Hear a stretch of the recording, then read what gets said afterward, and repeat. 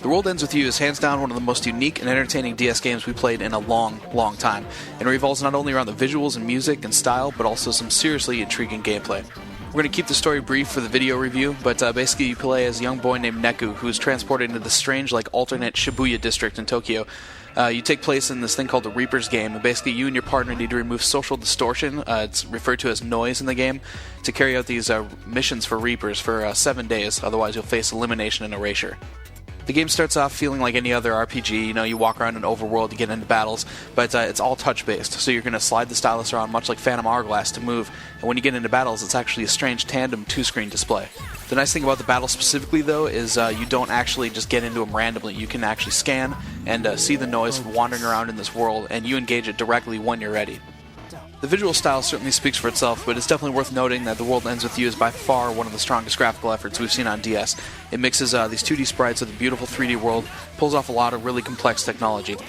Basically, Phantom Hourglass is the pinnacle of 3D thus far. We'd really consider The World Ends With You to be the 2D counterpart to that. What it really does, though, is it opens up the player to this crazy, odd, otherworld design, and that's where The World Ends With You is really intriguing. Since your main goal is basically to remove noise from the world Ends With You is really centered around its fighting mechanic. But, it's a little strange at first, but we've really come to love the thing as time goes on with the game, and despite its difficulty, it's actually really intriguing, really fun to play. Basically, you get into one of these battles when you're ready, use the touchscreen to control Neku, and the D-pad to control his partner who runs around on the top screen. The stronger you work as a team, the better your chances are of survival, and you actually have to pass this puck called a combo puck back and forth. The game also introduces this thing called a pin system, and it's really a high point as far as design is concerned, in my opinion. There are over 300 different attacks. Each of them are pulled off with different taps and slices and other odd DS functions. There's even a blowing in the screen one. Each can be leveled up during battle as well, and when you consider the sheer number of something like this compared to something like Pokemon, the attacks and the potential there is just overwhelming. There's a ton to do in this game. Not only do you have to find each of these pins, you also have to level them up, learn how to use them. It's a really in-depth experience.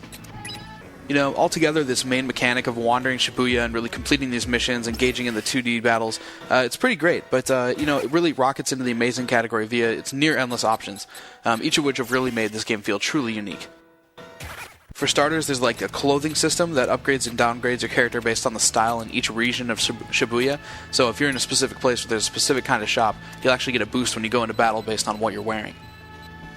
There's also a level slider, so anytime you level up in the game, you can actually sacrifice it again for pin drops, and you can do this on the fly before any battle. So you slide the little bar at the bottom, it increases or decreases your HP, and makes it easier or harder for enemies to drop pins for you. One of our personal favorites, though, has to be the food system, which you can see here. Basically, you slide in like a hot dog or a soda for a character, and they actually have to take time to digest it in battle. So you'll go through some battles, and then eventually it'll take effect, and it's a permanent stat increase. So it's really cool, and they're just strange ways that this game sets itself apart from any other, and that's really what we kind of took away from the experience as being truly unique. Unfortunately, there's only one save file in this game, so we had to restart it to do the video review, and we've only got a few of the early features here.